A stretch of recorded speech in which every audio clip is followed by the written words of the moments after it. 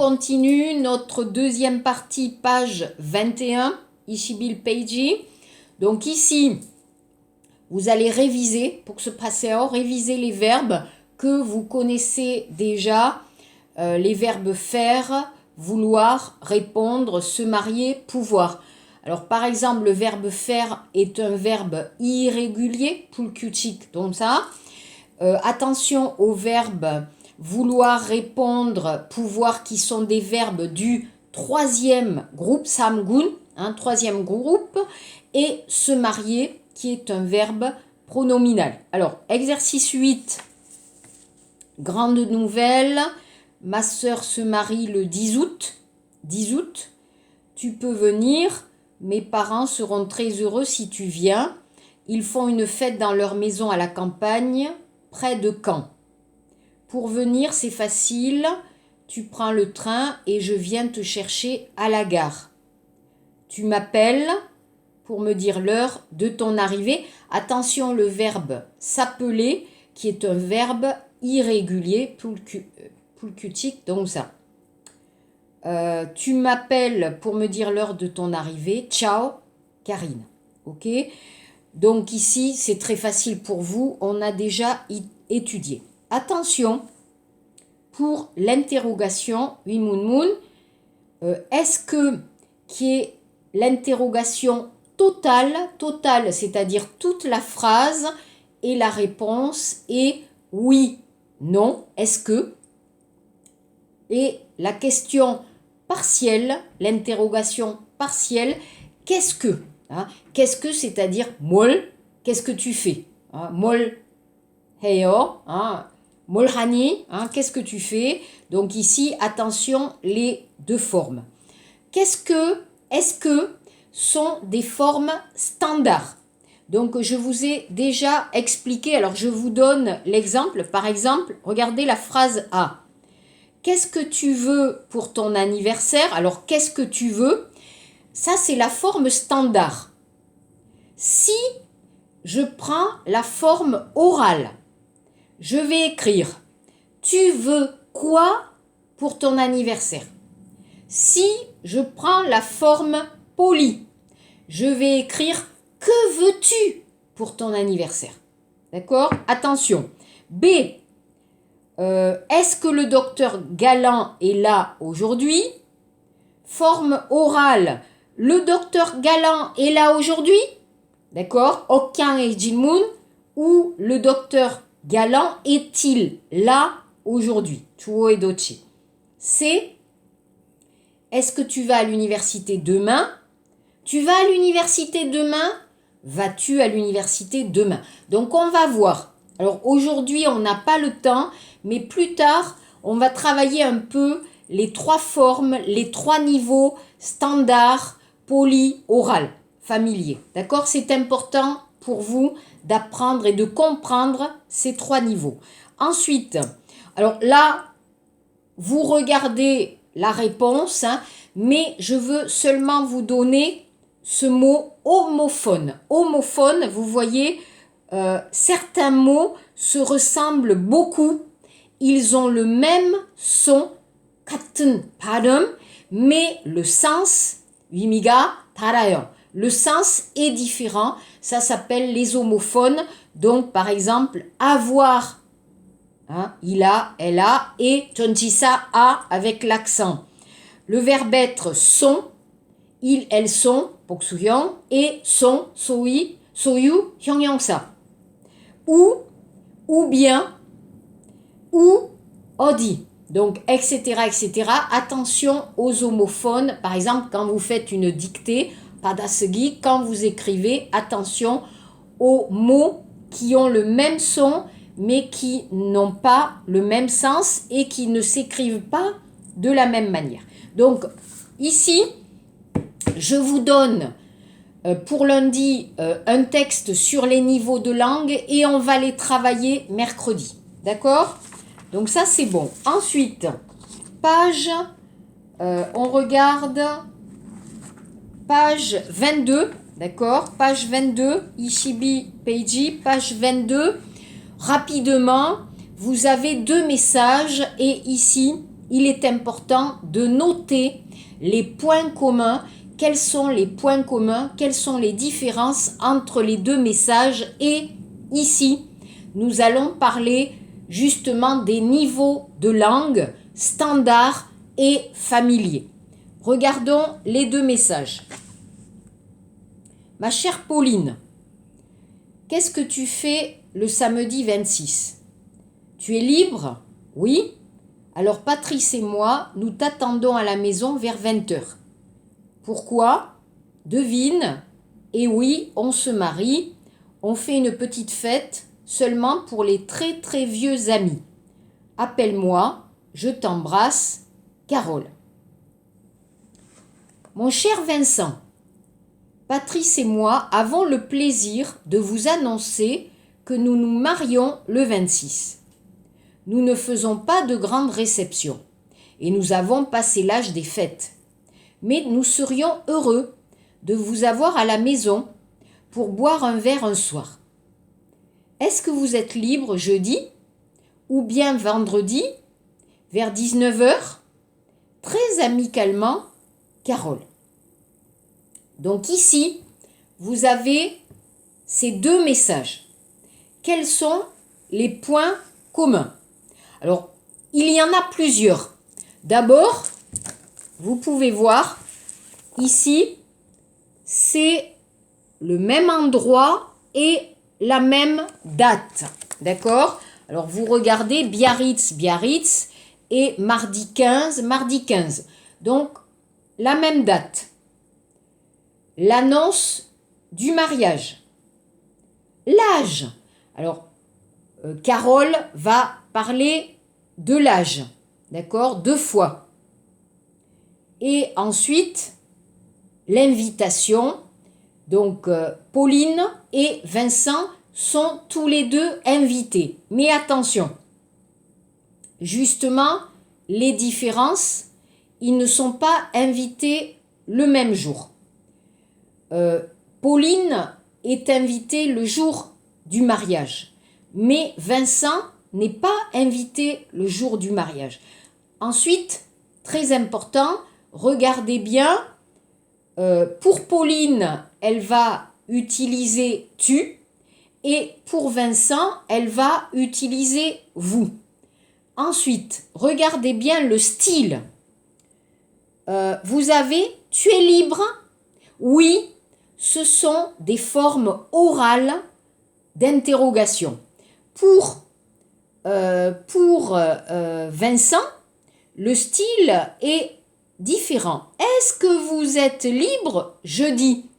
Qui est une forme beaucoup plus standard et polie. Vous comprenez? J'espère que vous comprenez la différence.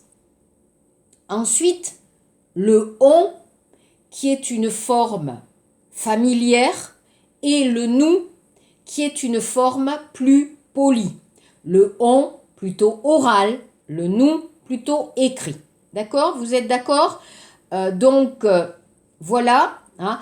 Vous pouvez comprendre aussi que Pauline est une amie proche, Tinantingu, alors que Vincent est peut-être un collègue, à mon avis. D'accord? Donc, très important, ces niveaux de langue ici. Page 23, Ijipsam Peiji. Ici, vous êtes Vincent, vous répondez à Carole, complétez. Alors ici, c'est assez facile. Ma chère Carole, alors Bayonne, vendredi 18 mai. Donc, n'oubliez pas, quand vous écrivez un message, une lettre, quand vous écrivez un mail, s'il vous plaît, vous écrivez bien le lieu et la date. Ma chère Carole, c'est avec beaucoup. Alors, vous pouvez utiliser plaisir, vous pouvez utiliser joie, vous pouvez utiliser bonheur. Alors, c'est avec beaucoup de joie que je réponds à, alors bien sûr, John Demal, à votre lettre ou à votre invitation. Je vous présente tous mes vœux de bonheur. Donc, 축하드립니다 en français, présenter ses vœux de bonheur. D'accord? Mes vœux de bonheur, tous mes vœux de bonheur, 축하드립니다. Hein? nous avons passé l'âge des fêtes. Passé, attention, ER, c'est vrai, mais nous sommes toujours jeunes de cœur. Je serai très heureux. Alors attention, content. Content est un adjectif plus familier. Heureux est un adjectif plus poli. Je serai très heureux de venir passer un moment chez vous où vous présentez mes vœux de bonheur.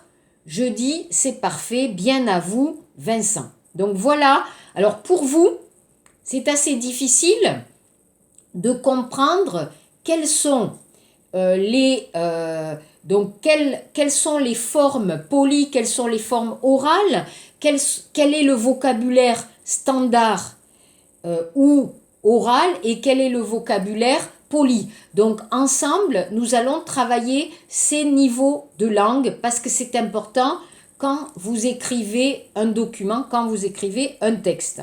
Ici, petite page culturelle. Alors je ne sais pas si vous connaissez l'Italie, mais à Rome, Loma, il y a un endroit, vous voyez ici, alors peut-être vous avez vu ce film avec Audrey Hepburn qui s'appelle Vacances à Rome, qui est un film super, très romantique, et vous avez cette sculpture, Togak, où si vous mettez la main dans cette sculpture, si vous mentez, si vous dites un mensonge, on va manger la main. Alors c'est une tradition italienne, mais c'est assez amusant pour la page culture.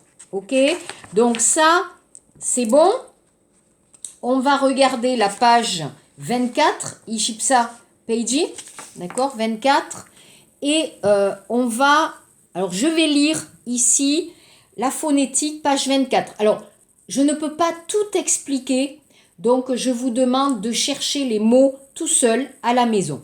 Donc, Ishipsa Peiji, regardez, on va voir le son OU, un caillou, le chou, le cou, un fou, un hibou, le genou, mou, un pou, un trou, un sou. Alors, je traduis par exemple, caillou, dol, chou, pechou, le cou, mok, un fou, michinsaram, un hibou, pungi, le genou, mourup, mou, malang, malang, hein, pou, i, un trou, kumon, un sou, don, chandon.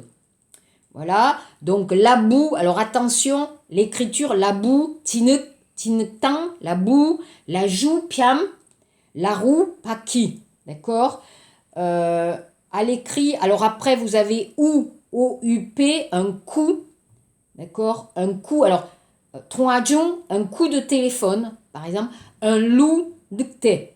Le pluriel, alors vous voyez, des coups, des fous, ils sont mous, des trous, des sous, nous, vous, sous, dessous, mité, tout, tous les jours, vous mettez un S.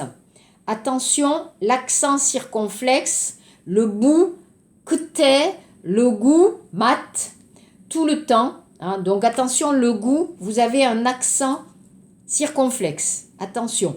Après, vous avez un X, par exemple, dou, pudropta, roux, palgang mori. Le ou, alors le ou, c'est une huabun, c'est une plante.